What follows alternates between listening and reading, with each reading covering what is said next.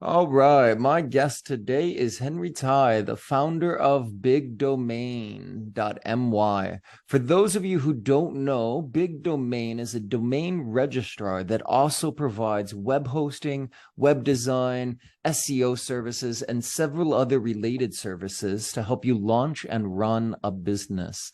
Thank you very much for being here with me today, Henry. Hey, Kevin. Nice to be on the show. Perfect. So everybody knows that my starting point when I have these conversations is always to go back to the founding story, the origin story. So tell me, how did you start off on the entrepreneurial journey and how did you land with launching Big Domain? Well, that actually, our story actually go back to the year of 2010, 2011, when we still have this very concept of startup in Malaysia, you know. So during that time, I was still working with this one of these MNC multinationals company that uh, uh, in data center as well as computing. So we were kind of having a lot of customer in the data center space, right? So we were selling uh, uh, this server to them during that point of time. So I having this idea about, we are selling so much of network equipment, server to this company that is doing hosting, right? And how do they actually make money out of it? And how, so as being a data center consultant, so I'm having this curiosity of how the entire thing put together. I was this then one day I just decided, probably I'll go into this on a part-time basis, right? So I actually entered that industry during my free time. So, we are exploring. It took me a year to exploring from service provider to service provider. As like many of the founder, I started all because of my passion towards something, right? That not started as something aimed to make money, but it's something just to satisfy my curiosity in the cloud. Many may find weird that I actually spend my weekend time, my free time into tech and domain, right? So, after a while that I actually uh, grew my freelance company, right? So in just a short couple of years from 2011 to 2016, we actually grew to about 7 full-time and a part-time, which the CEO is actually the part-time. Right. So that come to a point that when we realize we have to make a decision and to do something else. So at that particular junction, we actually came across one Malaysia listed company that favored with all these Malaysia fast food brand, right? So I actually invite they are keen in investing into us, but during that time I'm just a founder that out of curiosity and grew the company into a certain size. I do not have any idea about fundraising. I do not have any idea about tech startups and so on. So we are basically growing the company following the route of SME that grow big and bigger. So we started make money the moment the first order come in, and we keep growing in the first few years we are growing like 50 to 100% year on year, right? Until my family start complaining, hey, I have a main jobs, I have a new entrepreneur jobs. Then at that particular junction, I actually decided to join one of the Malaysia's biggest cloud provider, and subsequently acquired my previous business as a whole. That actually give way to after spending a year with them, that's actually give me another chance to start a big domain. Okay, so you had started up, you got acquired. So after getting acquired, you spent a little bit of time, and then you decided to launch again, go on that entrepreneurial journey a second time, yeah? Yeah. So Kevin, believe it or not, being an entrepreneur is actually a very addictive. You being an entrepreneur one day, right? Do you agree or not? Being an entrepreneur one day, you can't stop, continue to be another one. Yeah. There's a certain personality type that thrives in kind of the chaotic nature of the very early days. And even like, for the founders that have grown past that, there's always that kind of itch of wanting to go back to those really early days. Some people are just kind of wired that way, yeah? Yep, correct. Okay. So you go on to this pathway the second time around and launching Big Domain. What was the logic there? I mean, you were within the space to begin with, but what was the impetus that said, okay, here's the idea that I'm going to run with the second time around? Yep. So this is where it becomes interesting, right?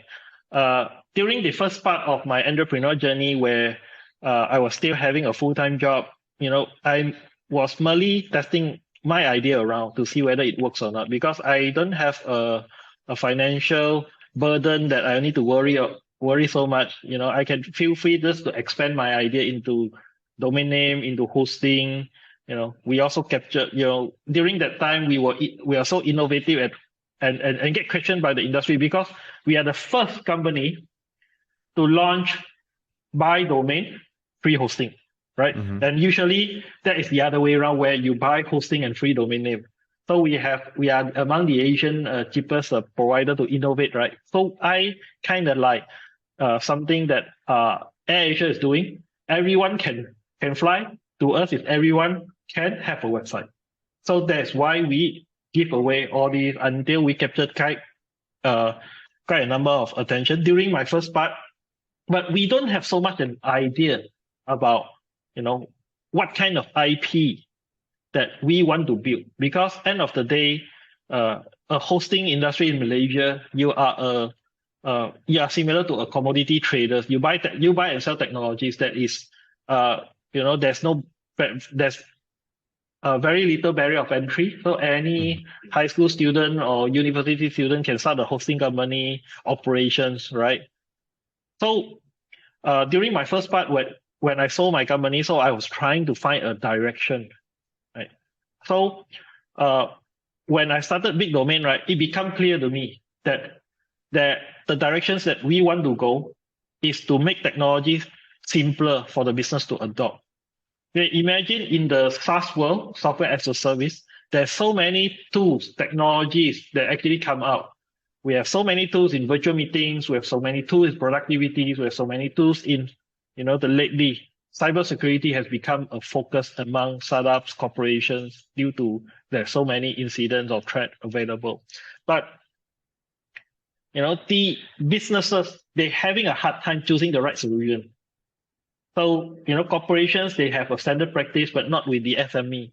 So, during the first part of the Big Domain, what we wanted to achieve, we started the entire domain name business because this is something that I'm very familiar with. And I know my competition don't like me in this area. So we actually started the entire bread and butter, and we are actually profitable in day one. And this is also the same pitch that to my investor as well, because this is a good business, right? It's a good service industry to go in, but it's not something that we look forward in a much longer term, because with the hosting business that I'm trying to build, I'm actually trying to build the gig economy sector, right? As early as 2017. That is before most of everyone in Malaysia heard about gig economy. Mm-hmm. Mm-hmm.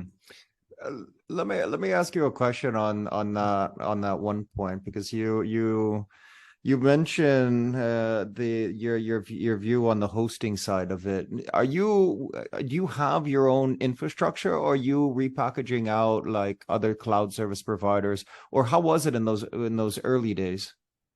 Okay, so we actually practice BYOC, bring your own cloud, right? So we are actually quite flexible, because being somebody that dealing with hundreds or thousands of hardware, data center, server hardware equipment.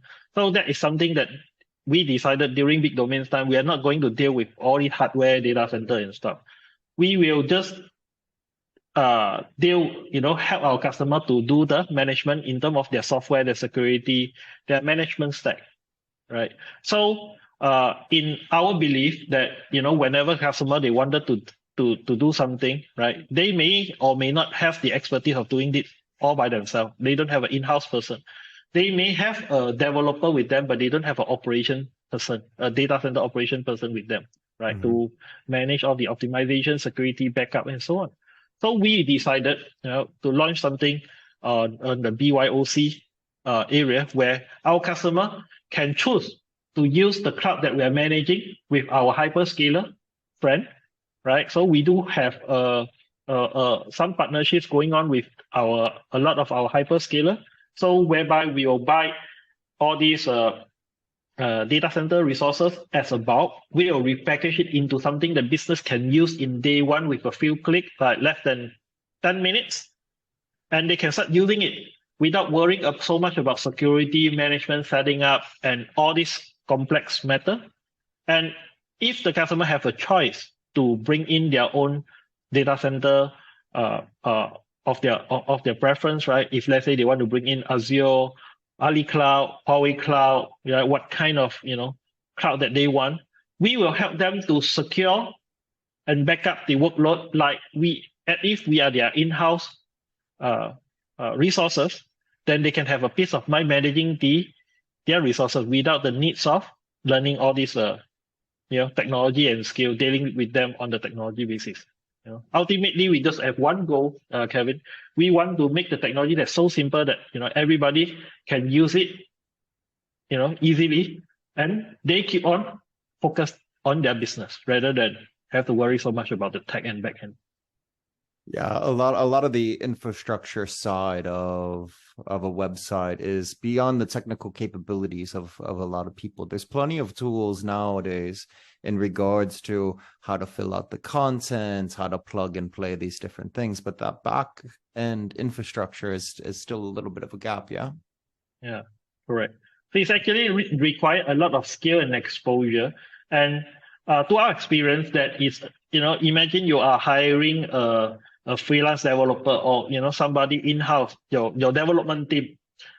If you ask them to manage a server, right, they have this phobia about how to back it up, how to optimize it, right? What are the things they need to take note, because they are not from the industry. They don't have any idea that in case the server got hacked, right, how to do protection, how to restore your data. They may not, in today's environment, there is a big chunk of website that do not have a backup strategy in place. Right. So, so it's like many of the company that SME, they're trying to launch their sites, as long as it works, and they just pray that it don't get any issue. So praying is not our thing. So we actually give a clear solutions to our customers that you can have peace of mind when you do this A, B, C, D, right? So they can actually subscribe the entire solutions from us. They just tell us that what they want. If they want email, they want to get their website up, whether they have their web developers or not, right? The rest will help them to give them the end-to-end solution. And what's the level of automation that you've been able to incorporate into this, or do you have a large team of tech support in order to be able to handle these sort of backend infrastructure components? Yeah, so we have both, right? So we have a pre-designed packages that are ready to deploy the moment the customer make order. So customers then can get their service when they come to our cloud, our billing system. So the moment they make order, they can get on board to our cloud, as soon as in minutes with their domain names and hosting. And subsequently, we will have a conversation with our customers that what other expectation do you need from this? And we will either point our customers to the solutions that they can do. Now we can at the same time to help them if they need it with a small cost. And the most innovation stuff that we are doing right now, we can even send somebody to become the customer's in-house resources, right? Either part-time or full-time, remotely or in their office to assist them with all kind of digital transformation needs. Okay. Yeah. So in the process of launching this at the very beginning days, because I kind of want to get a feel for how you go from day 0 to day 1 and then to where you are currently. So what's that first step in order to get the ability in order to do the domain registration? And then how did you end up building out the rest of these components? Did you already have the relationships for the web hosting? Where did it begin? What was day 0 like? That we have to go through. That's two part of my journey. So that, a lot of information that I have in big domain actually started during the much earlier time before I sold my first company, which is Domain Plus, right? That company. So I have zero idea how the clouds work, how GoDaddy, how the cloud players that actually works. I have no relationship with domain name registrar. I may own a few domain name. That's all, right? So during that time, I'm doing a little bit freelance, helping some friends to register some domain name, right? And what I did is I actually took 1 year to do research R&D, getting this hosting from this company, getting a reseller sheet from a company B, C, D, and subsequently it took me a year to be successful launch the services. So I'm neither in good design. It had been years that I started coding, right? So I code when I was 16, but I stopped coding when I was 21. So we are using imagine my first website that I launched for my first company. We actually I designed it using PowerPoint. The website in PowerPoint. Yeah, I actually use the PowerPoint to do the layout and save everything in HTML and launch it, right? So it's not appealing, and but while we are working it right I'm still working with my full-time company that time. One of the day in the afternoon, I actually got an alert. We have our first ever orders to came in. Okay. Through our website, and subsequently we actually has more orders growing throughout the years.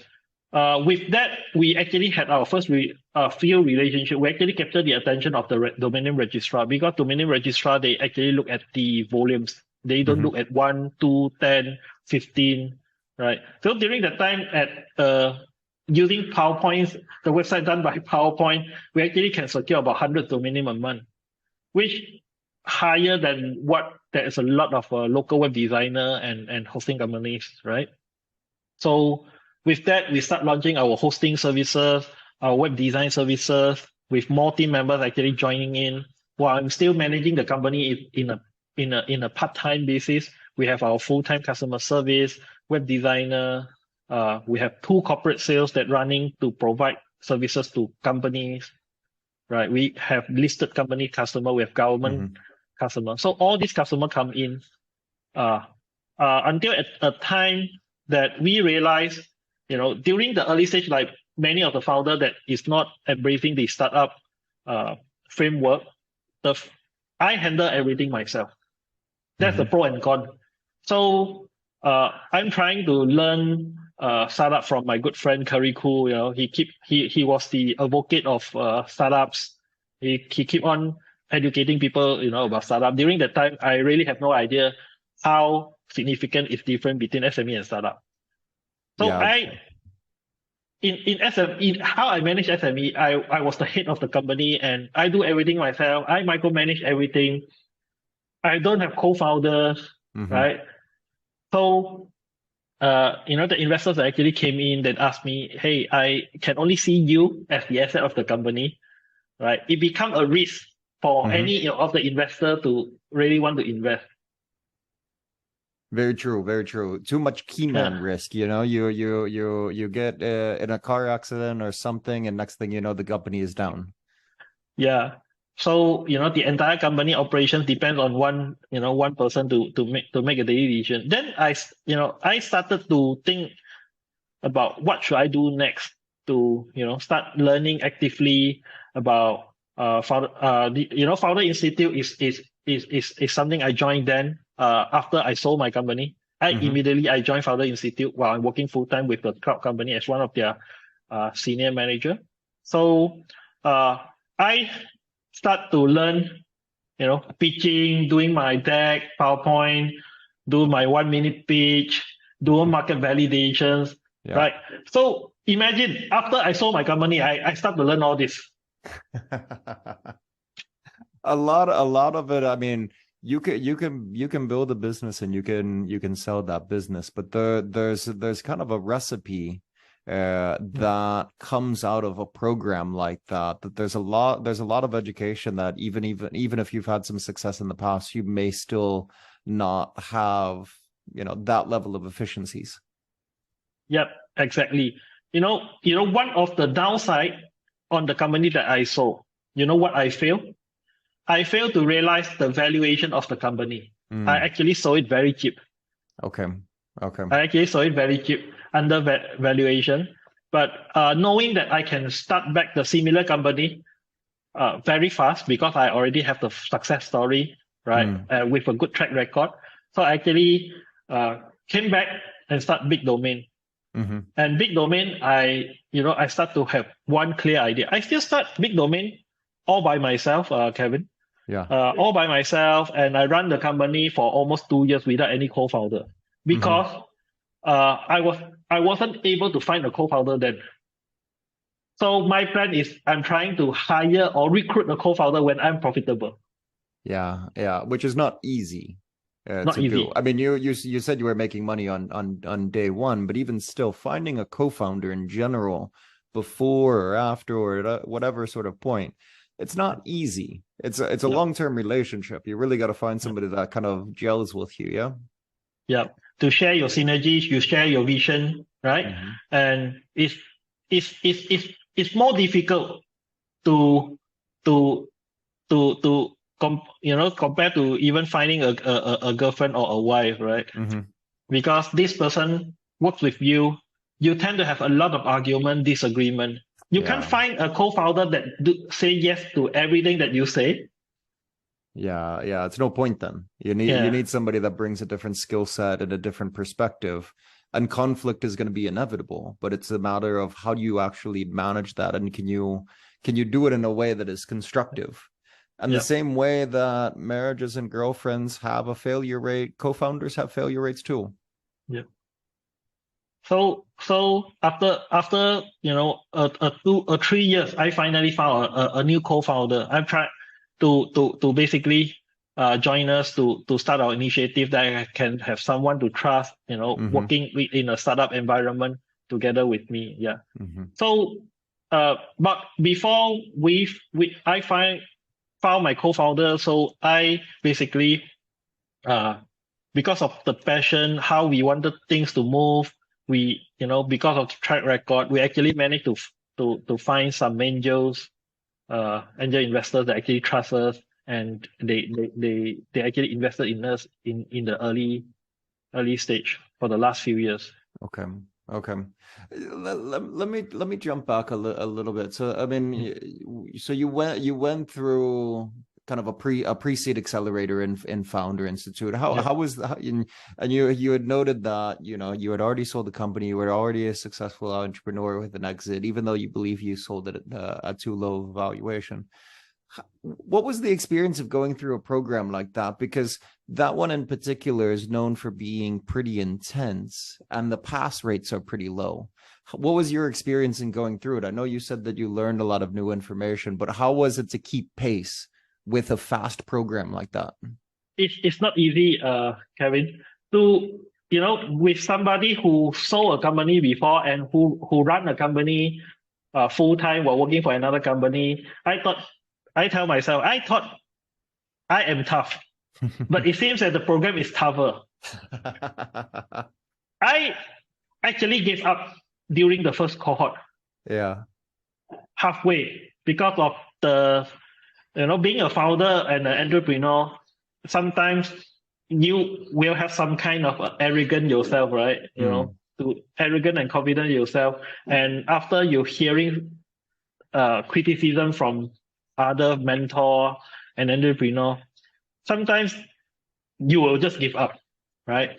I actually withdraw from Founder Institute in the first cohort, but I immediately found out that, somehow realized that I have to go through that. I actually graduated immediately joined back the second cohort and graduated during the second time. Okay, so you just needed a little bit more time. You came back in it. You knew what was going on, and you came in with kind of a renewed set of energy and pushed through, passed, graduated, launched the company, etc. Yeah. Yeah. So I means that this is exactly what a founder should do during the startup journey, right, Kevin? We will face a lot of criticism from our investor, from our customer, from our business partner, everyone, your family member. They tend to disagree to everything that you do until you're successful. And giving up is something that keep driving you. Should I give up? Should I, go back to being a full-time multinationals,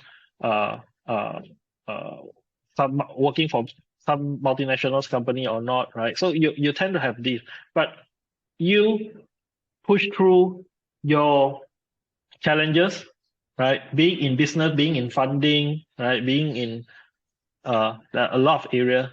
Sometimes you may not push through most of the time. So you take a short break and you keep coming back. Right? So I think that being tough on the Founder Institute program is actually designed to help the founder, keep a strong mindset in order to push through their startup journey. I think that is very important. Yeah. I mean, being a startup founder is incredibly hard. And I think one of the main points that comes out of programs like that is to demonstrate how challenging it is. And you really need to be able to keep pace. And so it's fantastic that you were able to kind of take those hits, but then keep on persevering through, making it through, and taking those lessons. And I assume those lessons are surviving with you today, to where you kind of are still applying some of the things that you've learned in the past. Exactly.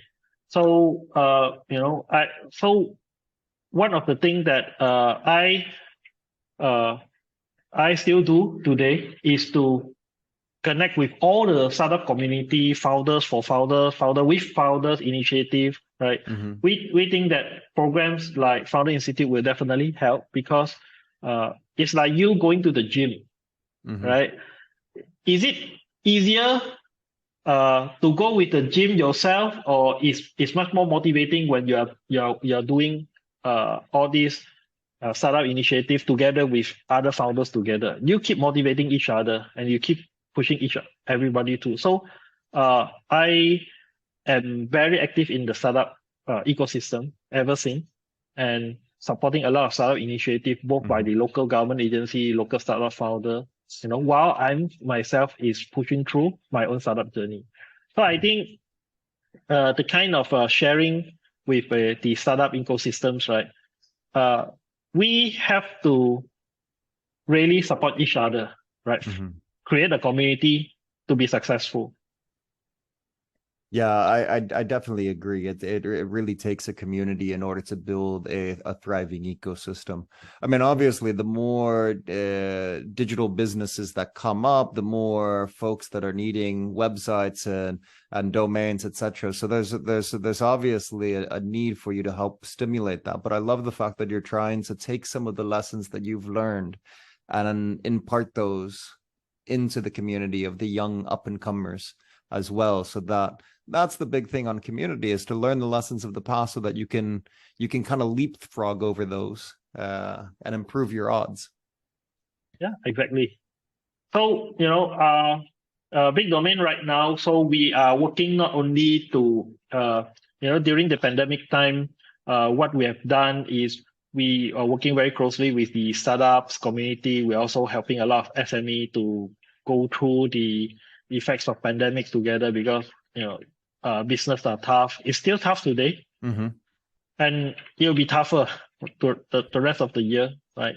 Yeah. So, what we're doing differently compared to other company is we continue to listen and work closely to what is going on in the market right now. Continue to pivot ourselves as if being a startup is different compared to an SME is because we we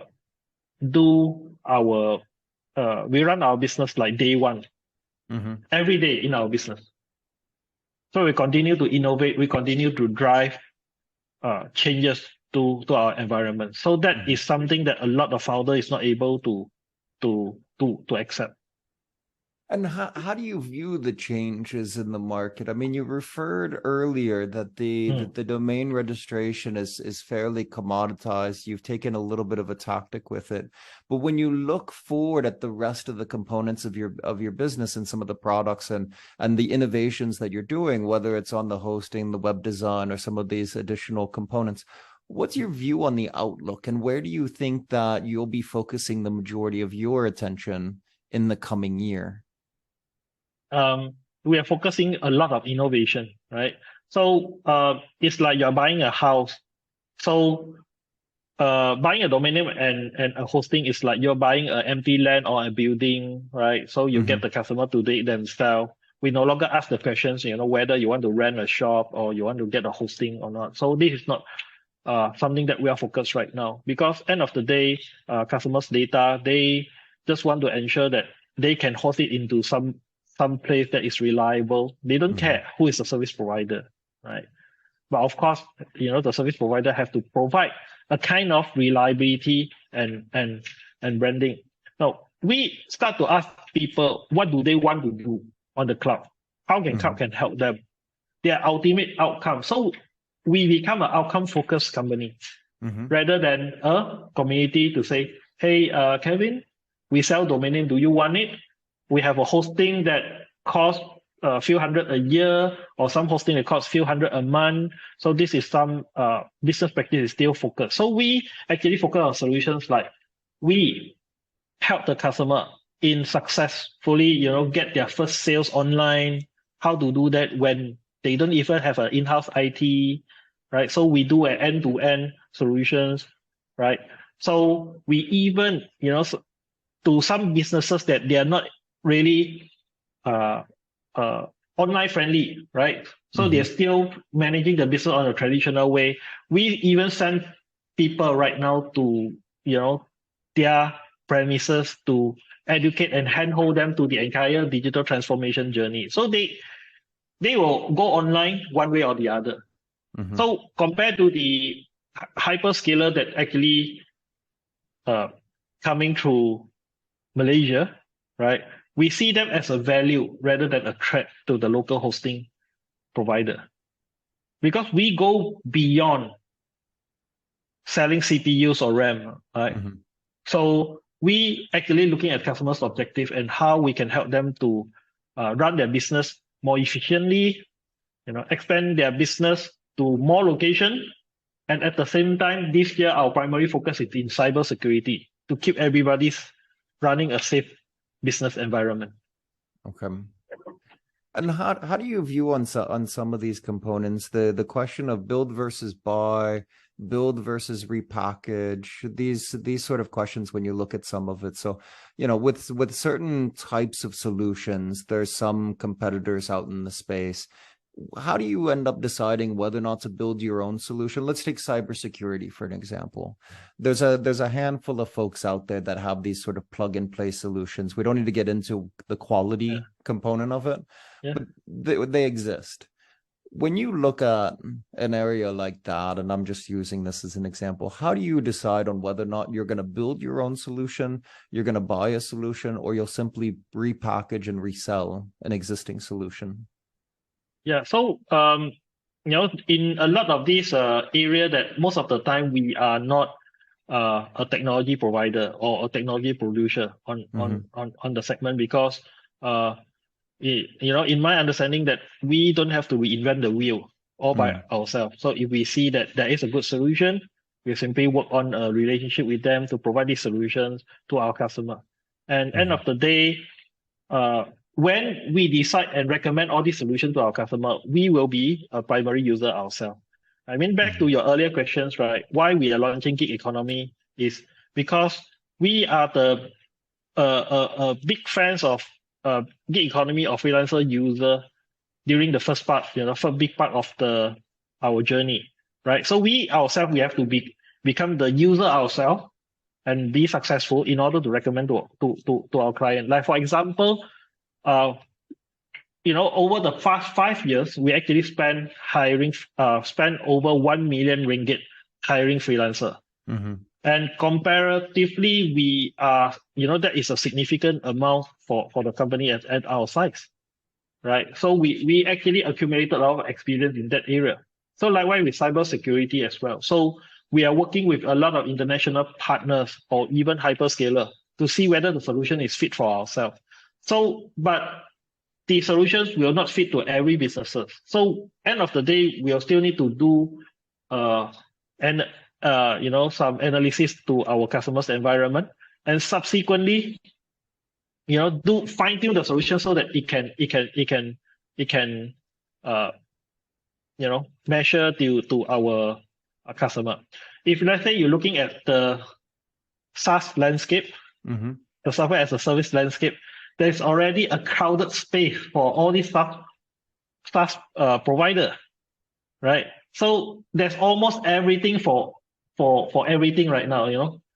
There's always a company for something that you want to do online. Being if we are talking about, lately there has been a trend to talk about ChatGPT, the AI that's going to go dominant the world, that kind of thing. You're looking at digital marketing tool, customer service tool, chatbot tools, web development tool, drawing tool. There's a lot of SaaS tools that are actually being generated within the last 1 month, and just to fulfill the business need. And it kind of creating a kind of confusion towards the business user. Hey, there's so many tools out there. What should I be using? Okay.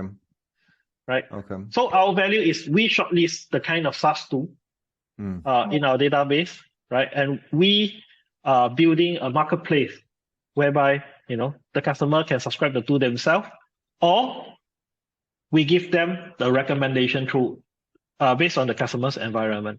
And what we wanted ultimately, right, is to automate this in the customer purchasing decisions, to automate based on the customer input, to automate this solutions automation to them. Yeah. Okay.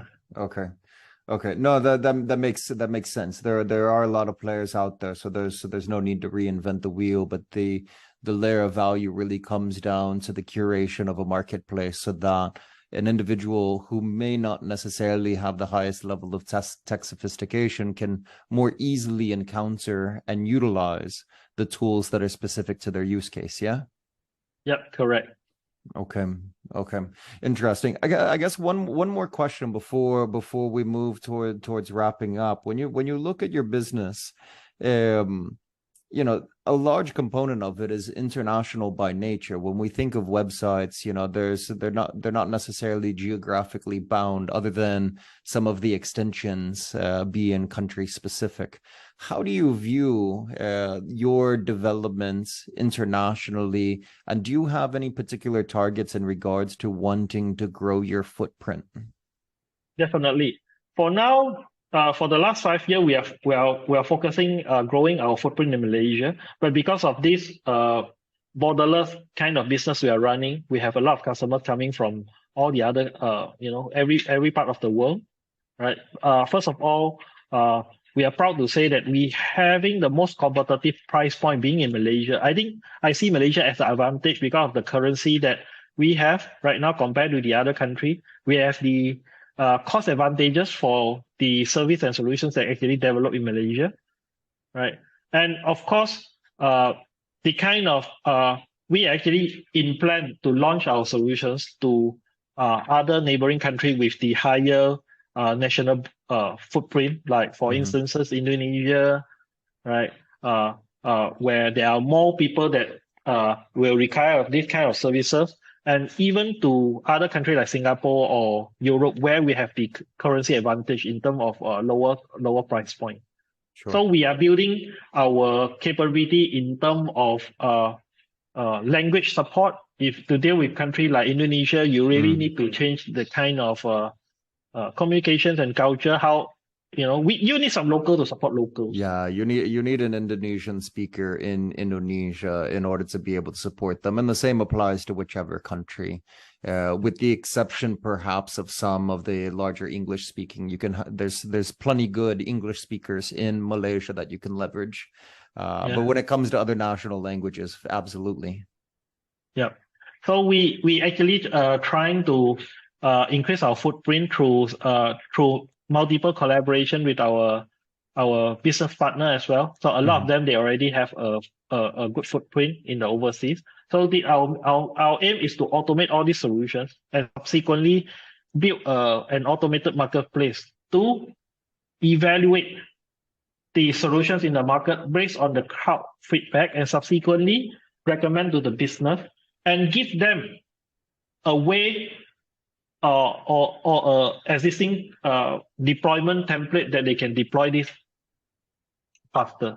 Okay. I think the learning curve of all this technology will remain bottlenecks of adoption of any technology. Okay, perfect, awesome. I love it. I love the evolution towards higher value add services, the aspect of automation, all with the intention of simplifying the ability for people to launch and operate websites. Let me wrap up here with the standard closing questions that I ask every guest that I've had on here. And the first one is, what is a tech tool that you just cannot live without? The tech tool that for now, wow, there's a lot of tech tools that I realize on a daily basis, right? But the tech tools that I would say and recommend to all the startup and business, right, is a secure communication tool, because end of the day, when you're talking, use any reliable tools that will not cause any security issue for you or your customer. Because scammers is all around when you're running business, especially remotely, right? Or your employee is working remotely, you need to have a secure communication tool. But this is something that not every company they pay attention to, right? So you can have Zoom as your secure communication tool. Get a good service provider in email so that you can trust every email that comes to you is a genuine purpose, right?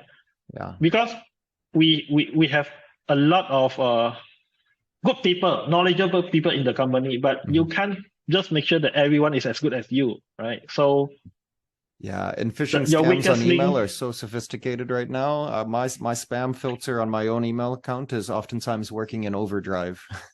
Yeah, so while we're trying to get everybody into digital going into this digital transformation journey, and if we can we won't be successful if we can't trust our communication. So I think the communication tool is something that I'll prioritize and recommend to all the founders. Okay, perfect. Yeah. Last question here. So if you were to talk to another founder that's just getting started out, what would be your biggest piece of advice for them? Well, so I'll ask them, are you willing to take work hard for it, right? Because it's going to be a lot of challenges and a lot of criticism from your friend, for your family member. So, if let's say you want an easy life, okay, better go and work for someone rather than, being a founder will never be easy until, the last day of you being a founder. Assuming that last day as a founder is a big sale Maybe of the company. big sales of the founder. Yeah, exactly. And I'll also ask, most important here is all the things that you wanted to do as a founder, make sure it's related to your passion. I know, Kevin, for you yourself, right? You have a passion of helping other founders, right? But if money making is your only sole objective, you won't last until today, right? Because Yeah, I know yeah. your life is also not easy, like any other founder as well, right? So this is your passion. Yeah, if money making was the sole goal, I could have probably chosen a different segment of finance in order to get into. But I really enjoy, as you said, getting rolling up the sleeves and helping out. Yeah, yeah. So being a founder, you besides you're able to work hard, you have to make sure that what you're uh uh in where you're going through is your passion. Yeah, that's fantastic advice. It's a tough journey, and you really need to have the passion and Yeah. understand what you're getting into. It's not for everyone. Henry, I really want to give you a big thanks. I appreciate you coming on. This is where it was a really informative conversation. I love that closing advice. Thank you, Kevin. Thanks for inviting.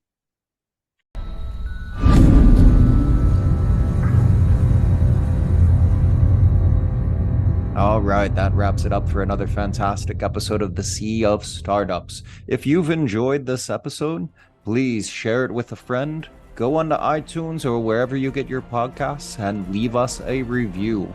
It's the best way for us to get discovered and to have these startup stories reach a broader audience. If you have any suggestions or would like to get in touch, you can email me at kevin@indelible.vc.